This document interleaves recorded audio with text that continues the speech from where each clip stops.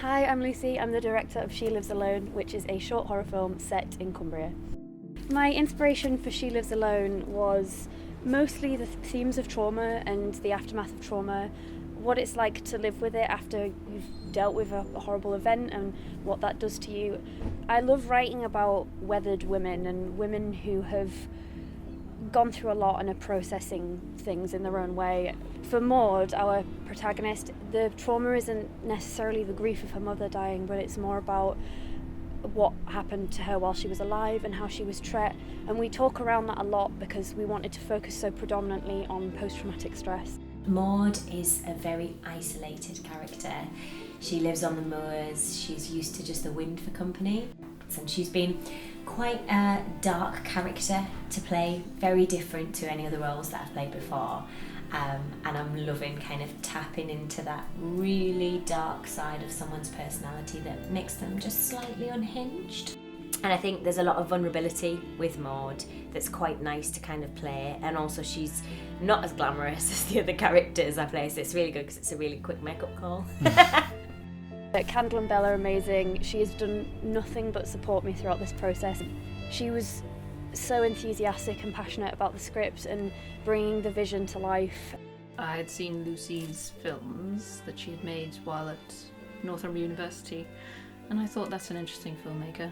I should try and work with her. I asked her if she had any ideas, and she said she had one kicking about a woman who was sort of fighting the elements and fighting the ghost of her mother and really coming to terms with who she is and who she's in love with. And just the way Lucy pitched it to me, I thought that's really great. That's somebody who knows cinema and story. So I said I want to produce that. I didn't really give her an option, actually. I kind of bullied her into it. Me and Lucy met at university on our film course, and we've been making films together ever since.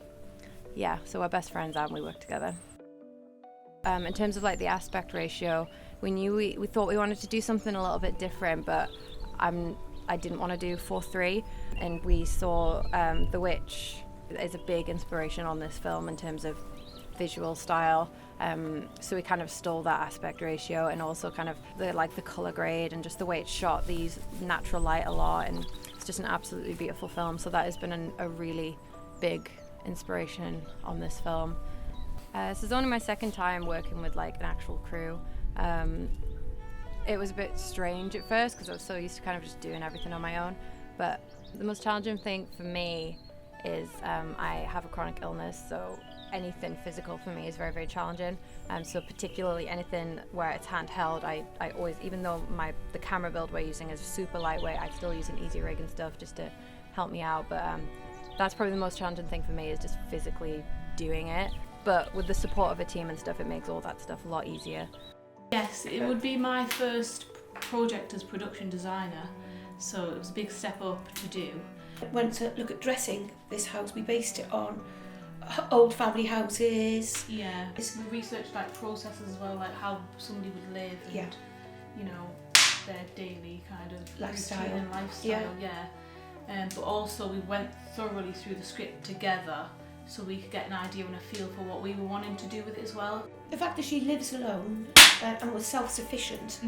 Obviously we looked at taxidermy, we looked at the Victorian dresses. We researched like processes as well, like how somebody would live, and went to a few charity shops. And got the rest from where we live. Old and traditional. Yeah, a lot of the items in here from South Wales. Yeah, to do your research, really focus on what you want to portray that character to be in.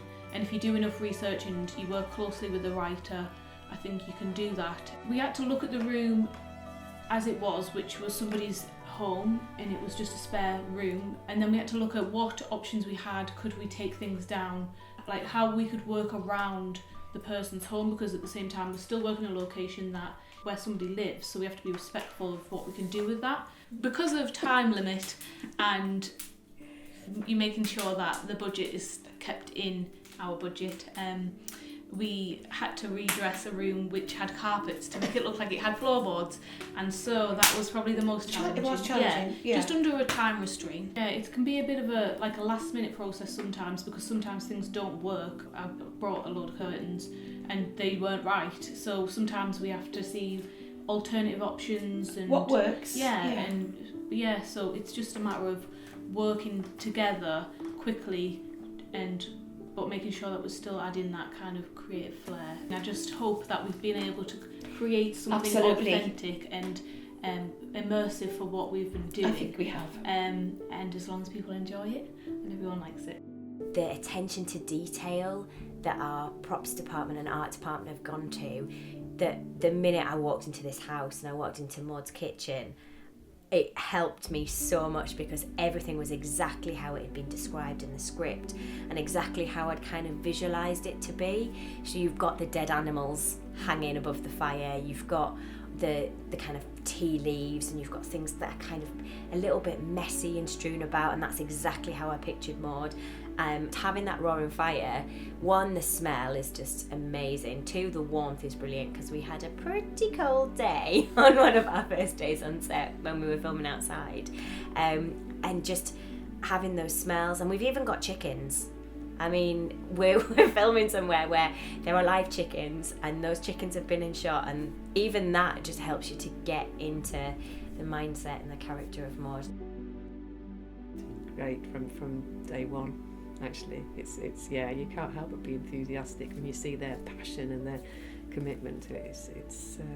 I think it added to it. I think, you see the location, you see the costume, and then when you work with the other actors and the directors and so on, it's just like, more, adding more and more meat to the bone. Well, you could say the weather, but I think that's added to it as well. Welcome to the coldest place on earth, Wascally. Wascally. Who knew Wascally was at least 2 degrees colder than anywhere else in the world? There is snow in summer. And it is spooky. And there are ghosts of assistant directors all around you. Like this one. And we're all wearing thermal underwear. I don't know if anyone's told you that, but we are. It's freezing. But it looks stunning. It's a great location, despite the snowstorm and the ice and general freezing. I mean, the weather has been extreme, so everybody's felt it, but on the other hand, I think the results that it gives as well is quite something. Yeah. Another great part of this project is just seeing how many women have been involved, women from all different backgrounds and different places and different walks of life. Both behind and in front of the camera, they've all brought their personalities to these characters and to the roles, and it's just been such an amazing and cool environment to be around.